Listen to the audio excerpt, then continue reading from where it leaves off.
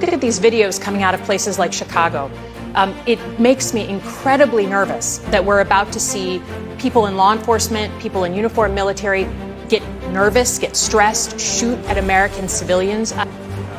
But of course, there's so much controversy happening in the United States right now with ICE, who are also wearing uniforms and wearing masks. And so you don't know, people walking around with uniforms in an American city. There are some Americans that might object to that. And so apparently this shooting has happened.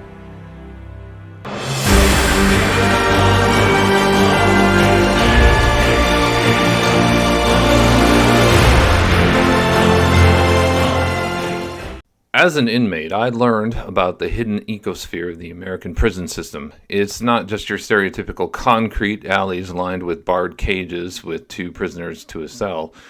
Each facility has its own purpose that dictates how inmates are arranged and what sort of access they have to things like education or religious services.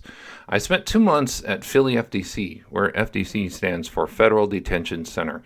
What that means is that the inmates in the facility are being detained pre-trial, or they're awaiting sentencing, or like me, they were in transit from one facility to another, preferably their final destination. So the inmates there have all kinds of backgrounds, people facing federal charges for any number of crimes, mostly drug dealers though, but also things like trafficking in people or weapons or even white-collar crimes. All that is to say that the people in my pod there composed a variety of alleged criminals from different backgrounds and races. One of the more unusual discoveries I made while in Philly is the fact that the TV show Law and Order had a sizable following. I thought it was weird because the protagonists of the show are prosecutors and cops. And if you know anything about inmates, their hatred of law enforcement of any stripe is deep-seated and undying. It's so violent that no real authority figure having any connection with the law is really safe alone in the presence of any inmate. So why were they so interested in law and order? I tried asking, but the replies were incoherent or unsatisfyingly vague. Oh, I just like the show. The capacity for introspection is not as common in the prison environment as it is elsewhere. I formed my own conclusions from watching the show and watching the reactions of my fellow inmates as the stories played out. I realized that Law and Order represented a kind of fantasy world for the inmates. A fantasy world where law worked the way we were all raised to believe it should work. That cases against defendants had to be airtight, and that the judges were completely impartial arbiters of the letter of the law, whose concerns were split equally between the concerns of the prosecutors and the rights of the accused. That's not the way it plays out. This is not how criminal law works, especially at the federal level.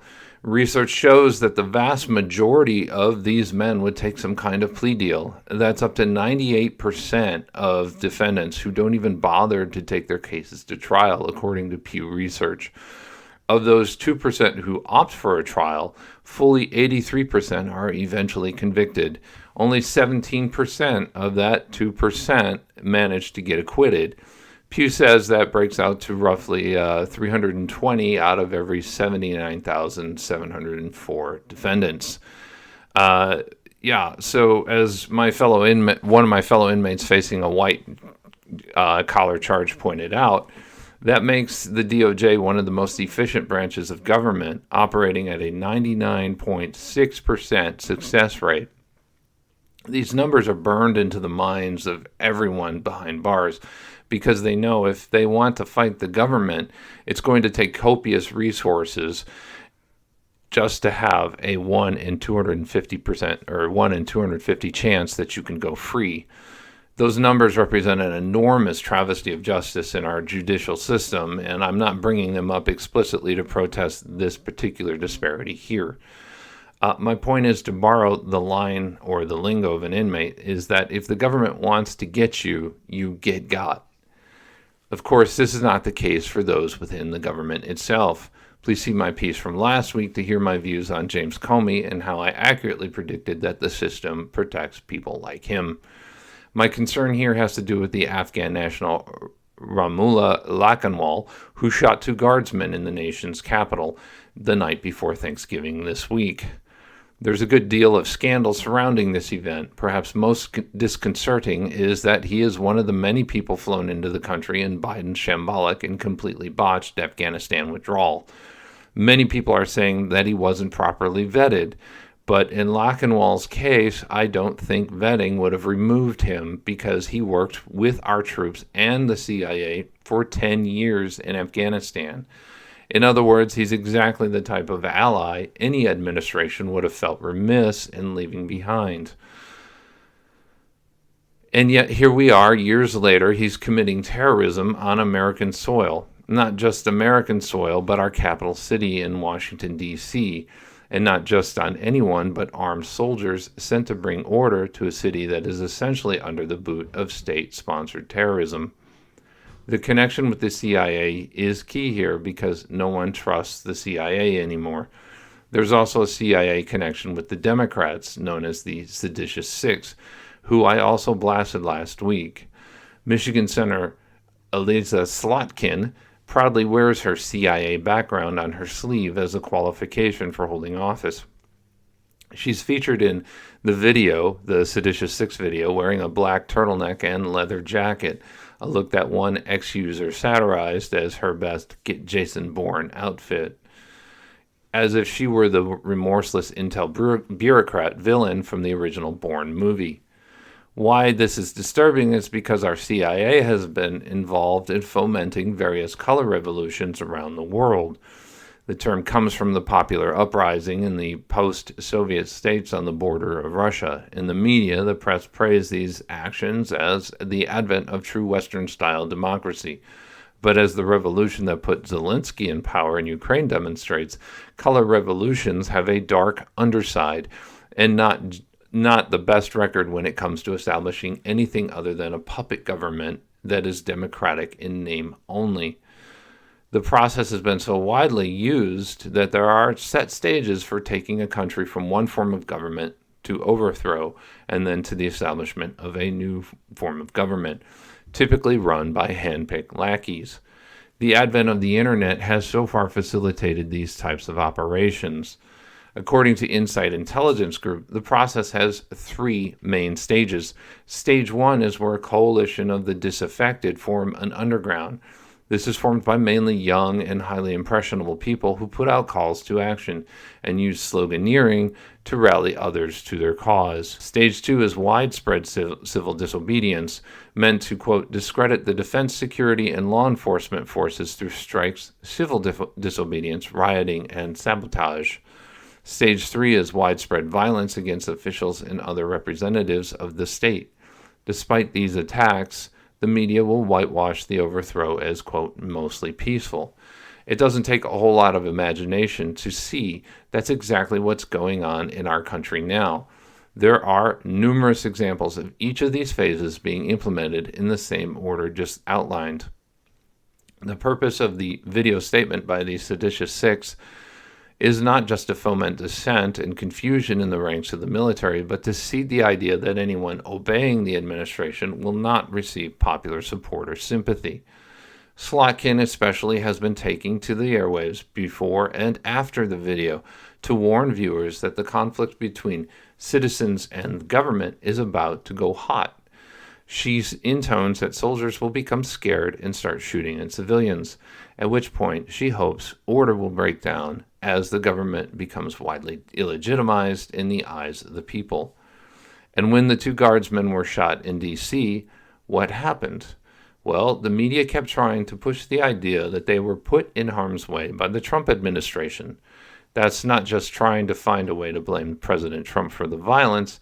It sends a strong message to the rest of the National Guard volunteers that there will be no unified voice of outrage at their murder. Instead, the message will be, essentially, that they got what was coming to them because they followed orders. This dovetails with the messaging of the Seditious Six in both narrative thrust and timing. It's also come out that exactly a week before the SS, or Seditious Six, video came out, the National Lawyers Guild published a guide for military members on refusing orders. Shockingly, the guide warns service members that they will be tried for, quote, war crimes if they go along with enforcement actions directed by their commander-in-chief. The NGL is infamous for being the activist attorneys in bright green caps at Antifa protests. Their job is to meticulously document the actions of law enforcement in order to bring prosecutions against individuals or organs that actively enforce laws. Other researchers have noted the SS's connection to a suspiciously well-funded bipartisan group called New Politics, which recruits veterans from military, AmeriCorps, and intelligence to run as candidates in major elections. The group boasts a 70% success rate. Impressive, but not DOJ levels for sure. Data Republican also notes that the gunman Lockenwall worked for an organization called the International Rescue Committee, which she concludes is obviously a CIA front. There's a temptation to look at Lockenwall and separate him from your average Democrat politician. He cried Allahu Akbar as he fought with several other guardsmen, so we're expected to plop him into the terrorist bucket, which is distinct from the unhinged Democrat bucket. This would be a major mistake, and it's not just because the CIA connections threaded throughout this whole affair. It's not because doing so would ignore the reality, would enforce the reality behind the Red-Green Alliance. It's because the media narrative ties the event to the Seditious 6 video. Since the very beginning of the first Trump administration, the media has been a key partner in delivering the preferred narrative of the deep state. That organ, that has been widely understood as being composed of faceless and unaccountable bureaucrats generally, but specifically is also known as the unofficial fourth branch of government, run by our own intelligence services. All of this has been thoroughly documented in official investigations into the government's actions over the past 10 plus years. The DOJ, including the FBI and the judiciary, as well as the CIA, along with the Obama White House, have been caught red-handed in perpetrating a coup that culminated in the bogus 2020 election. And while the media dutifully parroted the preferred narrative during the setup of this coup, they've all but ignored the subsequent revelations. This reveals that the media wasn't duped, but actively participating in that coup. And like those who went along with the 2016 operation, no one has faced justice other than a handful of relatively weak and possibly unrelated indictments for the likes of people like James Comey.